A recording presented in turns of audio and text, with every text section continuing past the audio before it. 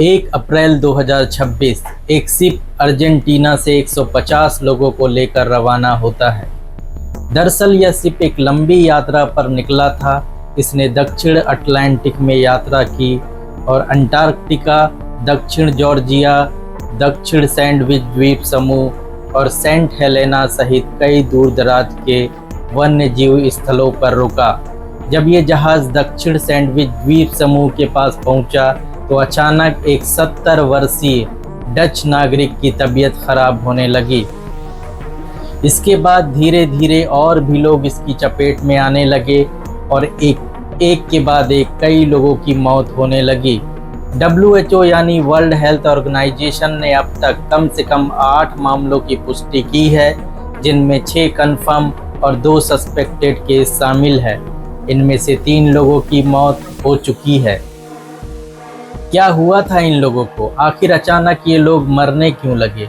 और क्या हंथा virus outbreak है जो आज पूरी दुनिया की सुर्खियां बना हुआ है?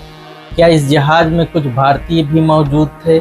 अगर थे तो क्या उनके साथ क्या हुआ, जानेंगे आज के वीडियो में। इसके पहले कि हम आगे बढ़ें, सबसे पहले जानते हैं कि आखिर हंथा वायरस क्या है। हंथा वायरस की एक डाइवर्स फैमिली है जो मुख्य रूप से रोडेंट्स यानी चूहे वगैरह में पाई जाती हैं। ये वायरस इंसानों में ऐसे सिम्टम्स पैदा कर सकते हैं जो जानलेवा साबित हो सकते हैं। ये सिम्टम्स 2 तरह के होते हैं जो इस बात पर डिपेंड करते हैं कि वायरस का कौन सा स्ट्रेन है और वह किस रीजन में पाया गया है।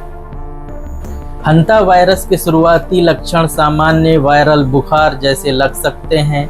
इसी वजह से शुरुआत में लोग इसे पहचान नहीं पाते। मरीज को तेज बुखार आ सकता है, सिर दर्द हो सकता है, मांसपेशियों में दर्द हो सकता है, कमजोरी महसूस होती है और कई बार वोमिटिंग या पेट दर्द भी होता है। लेकिन कुछ दिनों बाद हालत अचानक बिगड़ सकते हैं। अगर वायरस फेफड़ों को प्रभावित करे तो मरीज को सांस लेने में दिक्कत शुरू हो जाती है, फेफड़ों में पानी भर सकता है और मरीज को ऑक्सीजन की ज़रूरत पड़ सकती है। इसमें सबसे पहली कंडीशन है हंथा वायरस पल्मोनरी सिंड्रोम HPS, जिसे HPS कहा जाता है। HPS मुख्य रूप से नॉर्थ और साउथ अमेरिका में पाया जाता है। यह दिल और लंग्स पर अटैक करता है, जिसके कारण फेफड़ों के एयर स्पेस में फ्लूइड भर जाता है, जिसे पल्मोनरी एडिमा कहा जाता है। अगर ये सिम्टम्स दिखाई दे तो समझ लीजिए कि मरीज की हालत बेहद गंभीर हो सकती है, क्योंकि इसमें मौत का खतरा लगभग 35 से 50% तक होता है। दूसरी कंडीशन है haemorrhagic fever with renal syndrome HFRS। यह यूरोप और एशिया में पाया जाता है। HFRS मुख्य रूप से किडनी पर अटैक करता है, जिससे तेज दर्द हो सकता है, इंटरनल ब्लीडिंग हो सकती है और कई मामलों में किडनी फेल्यूर भी हो सकता है। अगर इसके इलाज की बात करें तो आज मई 2026 यानी आज तक इस बीमारी का ना तो कोई वैक्सीन है, ना ही कोई स्पेसिफिक दवा मौजूद है। तो फिर इसका इलाज क्या है? इसका इलाज मुख्य रूप से ICU सपोर्ट पर निर्भर करता है। मरीज को ऑक्सीजन सपोर्ट, वेंटिलेटर और क्रिटिकल केयर दी जाती है ताकि शरीर को वायरस से लड़ने के लिए समय मिल सके। अब बात करते हैं MV होन्डियस के बारे में। जी हाँ, यह वही क्रूज शिप है जो 1 अप्रैल 2026 को अर्जेंटीना से रवाना हुआ था। इसमें कई देशों के लोग सवार थे, जैसे फिलीपींस से 38, यूनाइटेड किंगडम से 23, यूनाइटेड स्टेट्स से 17, स्पेन से 14, नीदरलैंड से 16 और जर्मनी से 8 लोग, जिनमें क्रू मेंबर भी शामिल थे। इसमें एक ज़रूरी बात और बता दूं कि इस शिप पर इंडिया से भी 2 क्रू मेंबर मौजूद थे। हमारे देश से भी 2 लोग इस जहाज़ पर सवार थे। जहाज़ के अर्जेंटीना छोड़ने के ठीक 5 दिन बाद यानी 6 अप्रैल को पहले मरीज में लक्षण दिखना शुरू हुए। क्योंकि हंथा वायरस का फुल इंक्यूबेशन पीरियड आमतौर पर इससे ज़्यादा होता है, इसलिए माना जा रहा है कि जहाज पर चढ़ने से पहले ही कोई न कोई व्यक्ति जमीन पर रहते हुए इस वायरस के कांटेक्ट में आ चुका था। 11 अप्रैल 2026 को जब जहाज ट्रिस्टन डा कुनहा की ओर जा रहा था, तब एक यात्री की जहाज पर ही मौत हो गई। इसके बाद हालात और गंभीर होते चले गए। 2 मई को जब इस बीमारी की आधिकारिक जानकारी WHO यानी वर्ल्ड हेल्थ ऑर्गेनाइजेशन को दी गई, उस समय जहाज पेरिया काबो वर्डी यानी कैप वर्डी के तट पर लंगर डाले हुए था। अब सवाल यह है कि आखिर यह वायरस शिप में आया कहां से? क्या इस जहाज में रोडेंट यानी चूहे मौजूद थे? फिलहाल ऐसा कोई सबूत नहीं मिला। WHO का अनुमान है कि यह वायरस अर्जेंटीना या चिली में किसी पैसेंजर के कांटेक्ट में आया होगा और फिर धीरे धीरे इसने बाकी लोगों को अपनी चपेट में ले लिया होगा। WHO ने ऐसा अनुमान क्यों लगाया? इसके पीछे सबसे बड़ा कारण है एंडीज वायरस या हंता वायरस की वही प्रजाति है जो इस शिप पर पाई गई है। अर्जेंटीना और चिली दुनिया की उन जगहों में शामिल है जहां यह वायरस सबसे ज़्यादा पाया जाता है। वर्ल्ड हेल्थ ऑर्गेनाइजेशन ने यह भी नोट किया कि पहले मरीज एक डच दंपत्ति थे और इन डच दंपत्ति ने यात्रा शुरू होने से ठीक पहले अर्जेंटीना और चिली के ग्रामीण इलाकों में बर्ड वाचिंग यानी पक्षियों को देखने और आउटडोर एक्टिविटीज़ में काफ़ी समय बिताया था।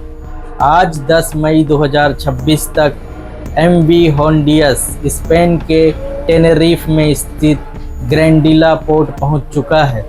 पश्चिम अफ्रीका के तट से कई दिनों की यात्रा के बाद जहाज ने आज सुबह वहां लंगर डाला। अब बात करते हैं कि यह वायरस फैलता कैसे है। आमतौर पर हंता वायरस सीधे रोडेंट यानी चूहे के संपर्क से फैलता है।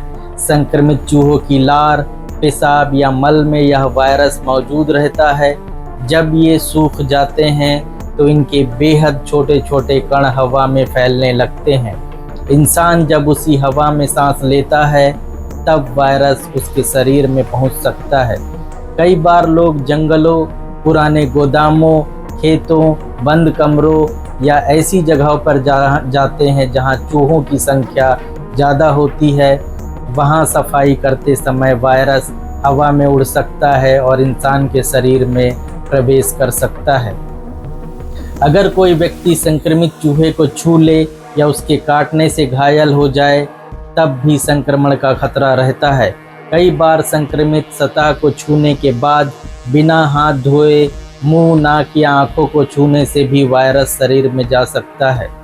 WHO ने साफ कहा है कि यह कोविड जैसी महामारी की शुरुआत नहीं है, लेकिन फिर भी इसे हल्के में नहीं लिया जा सकता। WHO का कहना है कि जहाज पर कुछ मामलों में इंसानों से इंसान में फैलने की आशंका दिखाई दे रही है, हालांकि यह फैलाव बहुत सीमित माना जा रहा है। WHO के विशेषज्ञों का कहना है कि यह वायरस कोविड या फ्लू की तरह आसानी से नहीं फैलता।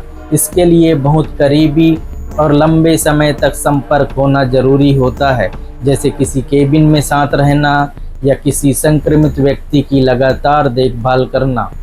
WHO ने जहाज पर मौजूद यात्रियों और क्रू मेंबर को मास्क पहनने की सलाह दी है। साथ ही संक्रमित लोगों को देखभाल करने वालों को ज़्यादा मजबूत पर्सनल प्रोटेक्टिव इक्विपमेंट यानी PP इस्तेमाल करने के लिए कहा गया है।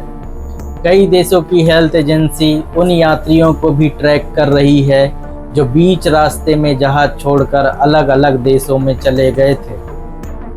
अब यहाँ एक ज़रूरी सवाल उठता है, क्या यह वायरस कोविड की तरह पूरी दुनिया में फैल सकता है? फिलहाल वैज्ञानिक ऐसा नहीं मानते। WHO ने साफ कहा है कि पब्लिक हेल्थ रिस्क अभी भी लो है, यानी आम लोगों को घबराने की ज़रूरत नहीं है। लेकिन क्योंकि एंडीज स्ट्रेन में limited human to human transmission की क्षमता होती है, इसलिए सावधानी बरतना बेहद ज़रूरी है। हंता वायरस कोविड की तरह कोई नया वायरस नहीं है। WHO की मारिया वैन खेरखो का कहना है कि हम इस वायरस के बारे में पहले से जानते हैं। यह स्थिति कोविड-19 जैसी नहीं है, जहां शुरुआत में वायरस के बारे में बहुत कम जानकारी थी। हेल्थ सिस्टम को इस बीमारी की जानकारी है और इससे निपटने के प्रोटोकॉल्स भी पहले से मौजूद हैं। लेकिन 20वीं सदी से पहले वैज्ञानिकों को इस वायरस के बारे में लगभग कुछ भी पता नहीं था। अब यही रहस्यमय वायरस अटलांटिक ओशन में मौजूद एक क्रूज शिप पर फैले आउटब्रेक की वजह बना है, जिसने पूरी दुनिया का ध्यान अपनी तरफ खींच लिया है। हंता वायरस असल में कई वायरस का एक ग्रुप है जो ज़्यादातर चूहों और दूसरे रोडेंट्स में पाया जाता है। इसका साइंटिफिक नाम ऑर्थो हंता वायरस है और यह हंथा विरिडी फैमिली का हिस्सा माना जाता है। यह एक जूनोटिक वायरस है, यानी ऐसा वायरस जो जानवरों से इंसानों में फैल सकता है। वैज्ञानिकों के मुताबिक यह दुनिया में सबसे ज़्यादा फैले जूनोटिक वायरस में से एक है, हालांकि इसके आउटब्रेक काफ़ी रेयर रहते हैं। John Hopkins Bloomberg school of public health की प्रोफेसर साब्रा क्लीन के मुताबिक हंथा वायरस के अलग अलग प्रकार होते हैं।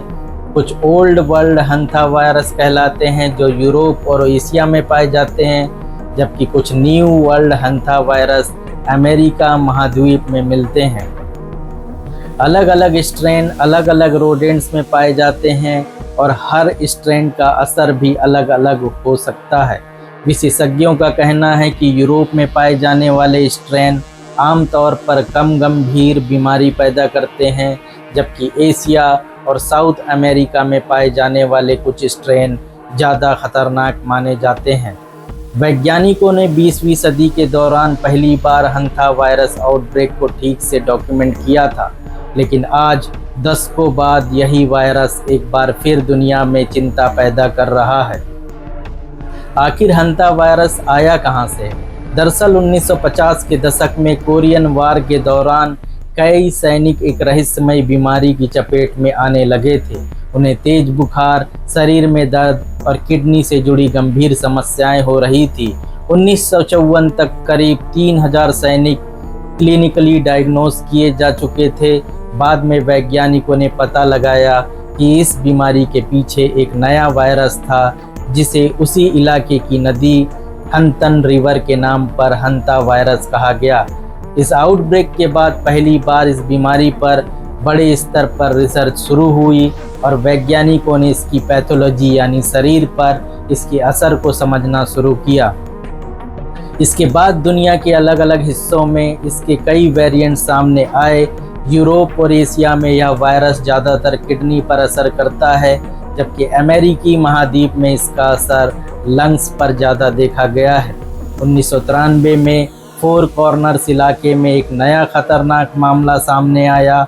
यहाँ अचानक कई लोग एक रहस्यमय बीमारी से मरने लगे। शुरुआत में डॉक्टर भी समझ नहीं पाए कि आखिर क्या हो रहा है, लेकिन जांच में पता चला कि यह हंता वायरस का एक नया स्ट्रेन है। वैज्ञानिकों ने पाया कि इस बार वायरस डियर माइस यानी हिरन जैसी दिखने वाले छोटे चूहों से फैल रहा था। यह स्ट्रेन इतना अलग था कि इसे न्यू वर्ल्ड हंता वायरस कहा गया। बाद में इसका नाम रखा गया सिन नोम्बर वायरस। स्पेनिश भाषा में इसका मतलब होता है नामहीन वायरस, यानी ऐसा वायरस जिसका कोई नाम ना हो। यह स्ट्रेन अमेरिका में पाए जाने वाले सबसे कॉमन हंता वायरस बना और माना जाता है कि यह सदियों से लोगों को संक्रमित करता आ रहा था, लेकिन किसी को इसकी पहचान नहीं हो रही थी। वैज्ञानिकों ने इस दौरान अमेरिका के ईस्ट कोस्ट पोर्ट पर भी रिसर्च की। आसपास के अलग अलग इलाकों से चूहों को पकड़कर उनकी जांच की गई। उनमें ओल्ड वर्ल्ड हंता वायरस के स्ट्रेन मिले जो शायद जहाज़ों के जरिए दूसरे देशों से आए थे। इसके बाद 2002 में चिली से एक और बड़ा मामला सामने आया। यहीं से वैज्ञानिकों को समझ में आया कि नॉर्थ सेंट्रल और साउथ अमेरिका में हंता वायरस के कई अलग अलग स्ट्रेन मौजूद है, लेकिन एंडीज वायरस सबसे ज़्यादा चिंता का कारण बना, क्योंकि यही ऐसा स्ट्रेन था जिसने इंसान से इंसान में फैलने के सबूत मिले।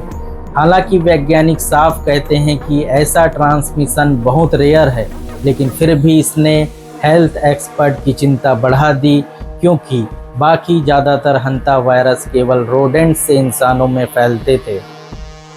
आज 10 मई 2026 तक एमवी होंडियस स्पेन के टेनरिफ में स्थित ग्रैंडिला पोर्ट पहुंच चुका है।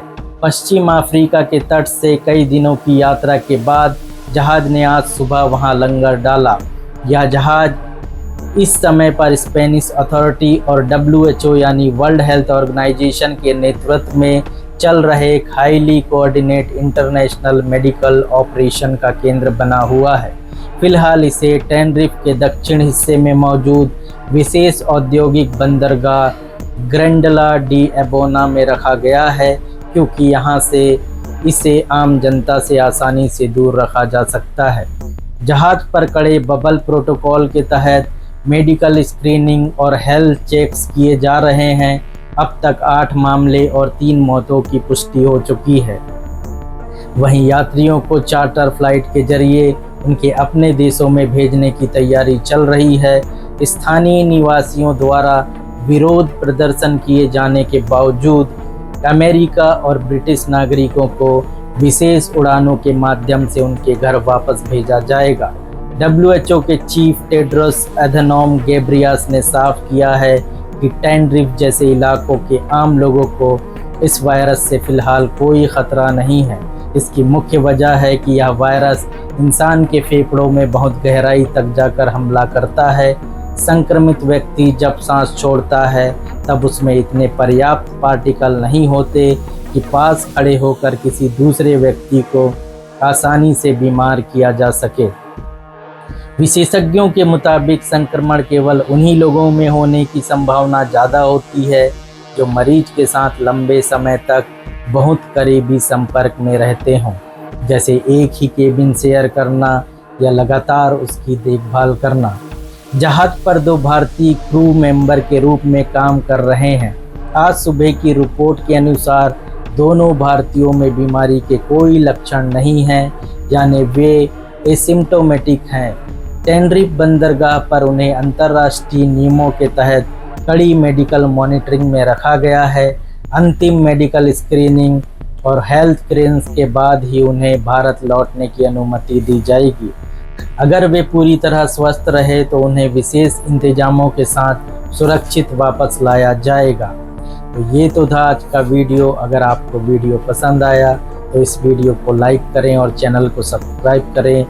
जय हिंद।